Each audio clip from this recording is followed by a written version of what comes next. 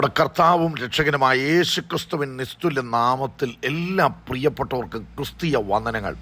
ഓരോ ദിവസവും ജീവിക്കുവാൻ ആവശ്യമായ ദൈവകൃപ, ജീവനും ഭക്തിക്കെല്ലാം വേണ്ടത് സ്വർഗത്തിലെ ദൈവം നമുക്ക് തന്ന് നമ്മെ ശക്തിയോടുകൂടെ നടത്തുകയാണ്. ദൈവത്തിൻ്റെ ഇഷ്ടം നാം ചെയ്യുമ്പോൾ ദൈവം നമ്മുടെ കാര്യങ്ങളെ നോക്കി നടത്തുവാനായിട്ടിടയാകും. ഹഗ്ഗായി പ്രവചനം 2-ാം അധ്യായം അതിൻ്റെ 18-ാമത്തെ വാക്യം: നിങ്ങൾ ഇന്നു തൊട്ട് മുമ്പോട്ട് ദൃഷ്ടി വയ്ക്കുവീൻ. 9-ാം മാസം 24-ാം തീയതി മുതൽ യഹോവയുടെ മന്ദിരത്തിന് അടിസ്ഥാനമിട്ട ദിവസം തുടങ്ങിയുള്ള കാലത്തിൽ തന്നെ ദൃഷ്ടി വയ്ക്കുവീൻ. ഇസ്രായേൽ ജനം പ്രവാസികളായി 70 വർഷം ബാബിലോണിൽ കഴിയേണ്ടതായി വന്നു.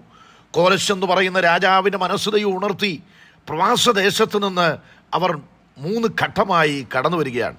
BC 520കളിലും 36-ലുമൊക്കെ അവർ മടങ്ങി വരുന്നതായിട്ട് നമുക്ക് കാണുവാനായിട്ട് കഴിയുന്നുണ്ട്.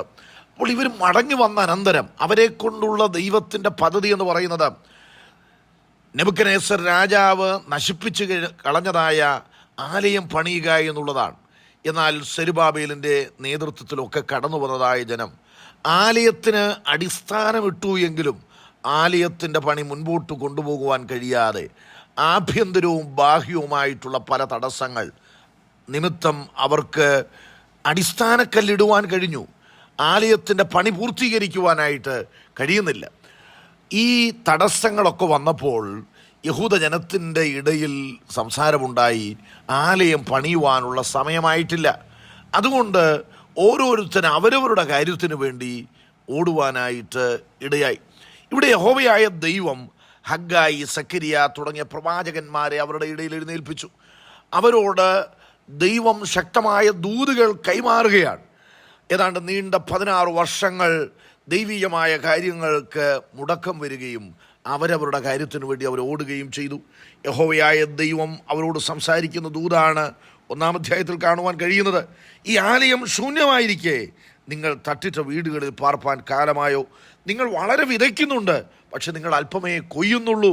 നിങ്ങൾ പുതയ്ക്കുന്നുണ്ട്, നിങ്ങളുടെ കുളിർ മാറുന്നില്ല എന്നുള്ളതായ കാര്യങ്ങൾ. നിങ്ങളെ ഞാൻ ഏൽപ്പിച്ച ദൗത്യം നിങ്ങൾ വളരെ പ്രാധാന്യത്തോടുകൂടെ അതിന് മുൻഗണന കൊടുക്കാൻ നിങ്ങൾ തയ്യാറാകൂ എന്ന് പറയുമ്പോൾ ഈ ദൈവദാസന്മാരുടെ ദൈവാലോചന കേട്ട് ജനത്തിൻ്റെ മനസ്സ് ഉണരുകയും ഐക്യതയോടുകൂടെ ദൈവത്തിൻ്റെ ആലയം പണിയുന്നതിന് വേണ്ടി അവർ തയ്യാറായി. അവർ കല്ലിന്മേൽ വെച്ച പണി വീണ്ടും ആരംഭിക്കുകയാണ്. അപ്പോൾ യഹോവയായ ദൈവം ഈ ജനത്തോടായി പറയുകയാണ്, ഇന്ന് തൊട്ട് നിങ്ങൾ മുൻപോട്ട് ദൃഷ്ടി വയ്ക്കുവിൻ. അതായത് ദൈവം ഏൽപ്പിച്ച ദൗത്യം ചെയ്യുന്നതിന് വേണ്ടി അതിന് വളരെ പ്രാധാന്യം കൊടുത്തുകൊണ്ട്, അതിനെ അവഗണിച്ചുകൊണ്ട് പോയ കാലഘട്ടം. എന്നാൽ ദൈവം പറഞ്ഞ കാര്യം ചെയ്യാൻ തീരുമാനിച്ച് അവർ ആലയത്തിൻ്റെ പണിക്ക് തുടക്കം കുറിച്ച ദിവസം മുതൽ മുൻപോട്ട് ദൃഷ്ടി വയ്ക്കുവീൻ. ദൈവം ആ ഡേറ്റ് സഹിതം പറയുകയാണ്, 9-ാം മാസം 24-ാം തീയതി മുതൽ യഹോവയുടെ മന്ദിരത്തിന് അടിസ്ഥാനമിട്ട ദിവസം തുടങ്ങിയുള്ള കാലത്തിൽ തന്നെ ദൃഷ്ടി വയ്ക്കുവിൻ. ദൈവം പറയുകയാണ്, നിങ്ങൾ മുൻപോട്ട് നോക്കണം, പിറകോട്ട് നോക്കണം. എന്നു മുതൽ? ഈ ആലയത്തിന് അടിസ്ഥാനമിട്ട ദിവസം മുതൽ. ഇന്നു മുതൽ ഞാൻ നിങ്ങളെ അനുഗ്രഹിക്കും. വിത്തിനിയും കളപ്പുരയിൽ കിടക്കാൻ ഞാൻ അനുവദിക്കത്തില്ല. മുന്തിരിവള്ളിയും അത്തിവൃക്ഷവും മാതളവും ഒലിവുമരവും കായ്ക്കുന്നില്ലയോ? ഫലം തരാതെ കിടക്കുന്നതെല്ലാം ദൈവം പറയുകയാണ്, ഞാൻ അതിൻ്റെ മേൽ പ്രവർത്തിക്കും. അത് നിങ്ങൾക്ക് ഗുണമായി വരും, ഫലം തരും. നിങ്ങളുടെ അവസ്ഥകൾക്ക് ഞാൻ മാറ്റം വരുത്തും. നിങ്ങളുടെ വരണ്ട സ്ഥിതികൾ ഞാൻ മാറ്റും. നിങ്ങൾ ചെയ്ത കാര്യങ്ങളൊന്നും വിജയിക്കാതെ പാളിപ്പോയതെല്ലാം, ആ പരാജയങ്ങളെല്ലാം ഞാൻ മാറ്റും. ഇന്നു മുതൽ ഞാൻ നിങ്ങളെ അനുഗ്രഹിക്കും. എന്നു മുതൽ? ദൈവത്തോടുള്ള ബന്ധത്തിൽ ദൈവം പറഞ്ഞ കാര്യങ്ങൾക്ക് പ്രാധാന്യം കൊടുക്കാൻ, ഈ മുൻഗണന കൊടുക്കേണ്ട കാര്യങ്ങൾക്ക് മുൻഗണന കൊടുക്കണം. 1-ാം സ്ഥാനം കൊടുക്കേണ്ടത് എന്താണോ അതിന് 1-ാം സ്ഥാനം കൊടുക്കണം. യഹോവ എൻ്റെ ഇടയനാകുന്നു. യഹോവയെ ഞാൻ എല്ലായ്പ്പോഴും മുൻപിൽ വെച്ചിരിക്കുന്നു.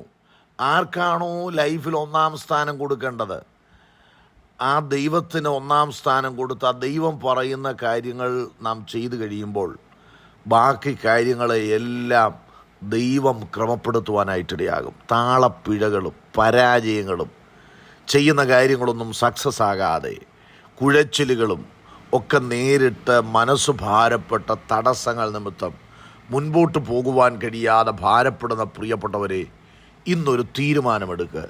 ദൈവമേ, അങ്ങയുടെ കാര്യങ്ങൾ അവഗണിച്ച് ഞാൻ ഇനി എൻ്റെ കാര്യത്തിന് പോകത്തില്ല. ആരാധന ഉപേക്ഷിച്ച് ദൈവം തരുന്ന സമയങ്ങൾ അലസമായി മറ്റ് വലിയ പ്രാധാന്യമില്ലാത്ത കാര്യത്തിനു വേണ്ടിയൊക്കെ പോയിട്ടുള്ള പരാജയങ്ങൾ ദൈവത്തോട് ഏറ്റുപറഞ്ഞ് ദൈവം ഏൽപ്പിച്ച കാര്യം എൻ്റെ ജീവിതത്തിൽ അതിനായിരിക്കും പ്രാധാന്യം. ദൈവം പറയുന്നു, ഇന്നു മുതൽ ഞാൻ നിങ്ങളെ അനുഗ്രഹിക്കും. ദൈവികമായിട്ടുള്ള അനുഗ്രഹങ്ങൾ പ്രതിഷ്ഠയോടുകൂടെ നിന്ന് പ്രാപിക്കാം. ദൈവം നമ്മുടെ അപ്പത്തെയും വെള്ളത്തെയും അനുഗ്രഹിക്കും. നമ്മുടെ കൈകളുടെ പ്രവൃത്തിയെ ദൈവം സാധിപ്പിക്കും. ഒന്നും പാഴായി പോകാൻ ദൈവം അനുവദിക്കത്തില്ല. ദൈവമാണ് നമ്മോട് സംസാരിക്കുന്നത്. ദൈവമാണ് നമുക്ക് ദൂതുകൾ കൈമാറുന്നത്. ആ ദൈവത്തിൽ നിന്ന് വൻകാര്യങ്ങൾ പ്രാപിക്കാം. ദൈവത്തിന് വേണ്ടി വൻകാര്യങ്ങൾ ചെയ്യാം. ഈ വചനങ്ങളാൽ ദൈവം നമ്മെ അനുഗ്രഹിക്കട്ടെ.